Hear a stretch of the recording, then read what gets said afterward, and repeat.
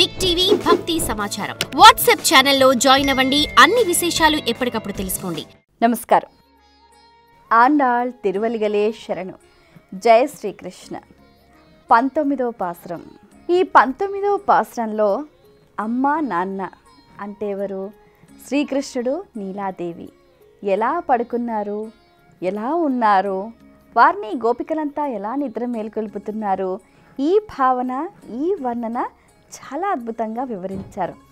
మనకు ఎప్పుడైనా కూడా ఒంటిగా ఒక్కరిని ఆరాధించద్దు అని చెప్తూ ఉంటారనమాట. జంటగా ఆరాధించాలి. అంటే ఏంటి? లక్ష్మీనారాయణులని, శివపార్వతులను, అలాగే బ్రహ్మ సరస్వతులను. అంటే ఏంటి?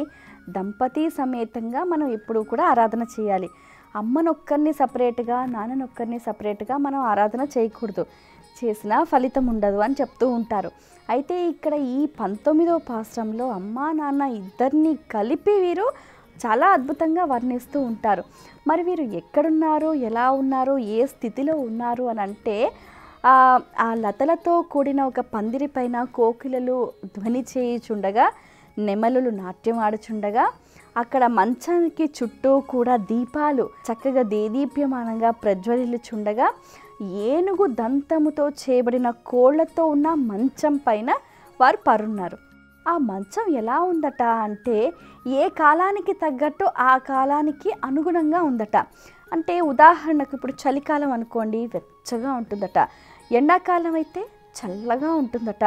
అయితే ఆ మంచం పైన ఎక్కగానే మెత్తగా ఉంటుందట. ఎప్పుడు పడుకున్నా హాయిగా నిద్ర పడుతుందట. అంత సొంపుగా, అంత బాగుంటుందట ఆ మంచం. అది కూడా ఎలా?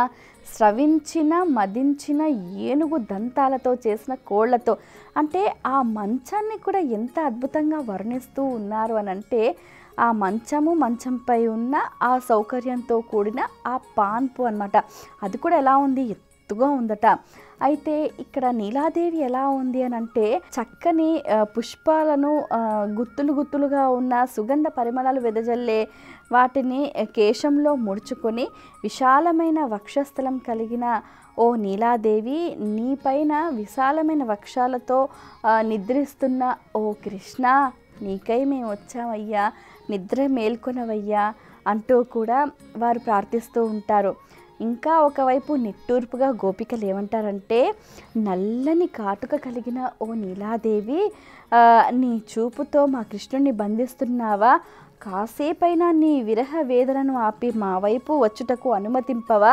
ఇది నీకు తగునా అంటూ కూడా వాళ్ళు వేళాకోళంగా ఎంతో చక్కగా వారి తాపాన్ని, వారి విరహాన్ని కూడా వ్యక్తం చేస్తూ ఉంటారనమాట.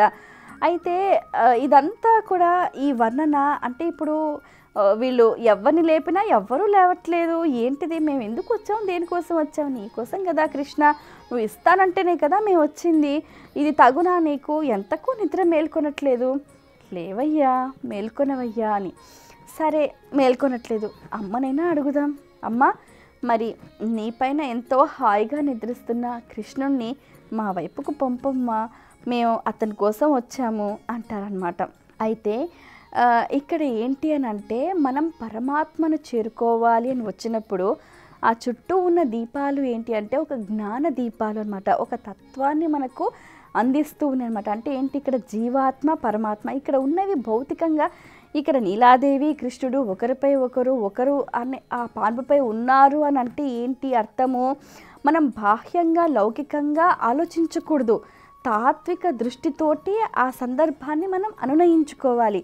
అంటే ఇలా చుట్టూ దీపాలు వెలుగుతున్నాయి అని అంటే ఒక జ్ఞాన వెలుగులు, అంటే ఒక తాత్విక దృష్టి, ఆ భావనతో మనం దర్శించాలన్నమాట.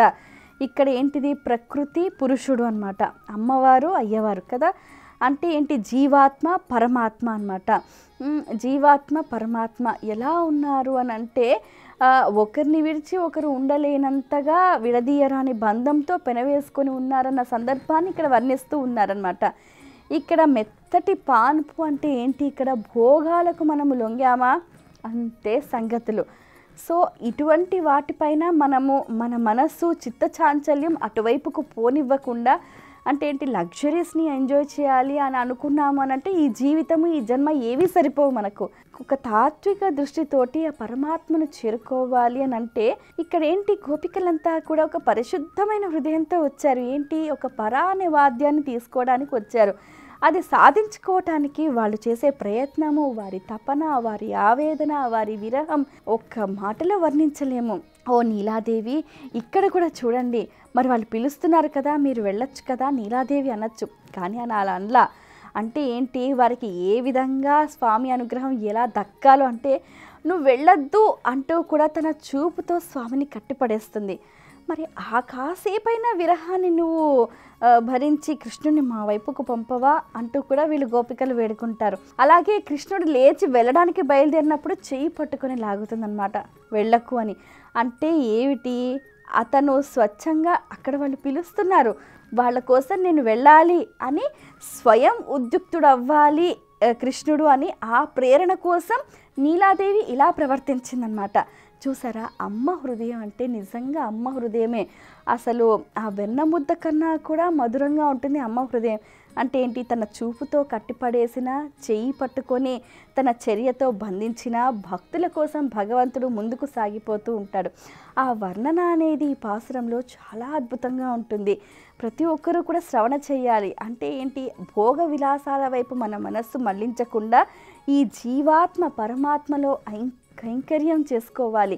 దానికి మనం సాధన, మన తృష్ణ అనేది ఉండాలన్నమాట. అందుకే ఓ కృష్ణ ఇటు రావయ్యా, మేల్కొనవయ్యా, మీకోసం నేను వచ్చామయ్యా అంటూ కూడా ఎంతో చక్కగా ఈ పాసురంలో అద్భుతంగా వర్ణిస్తూ ఉంటారు. ఇది ఇందులోని సారాంశం. స్వస్తి. For more videos like this, subscribe Big TV channel.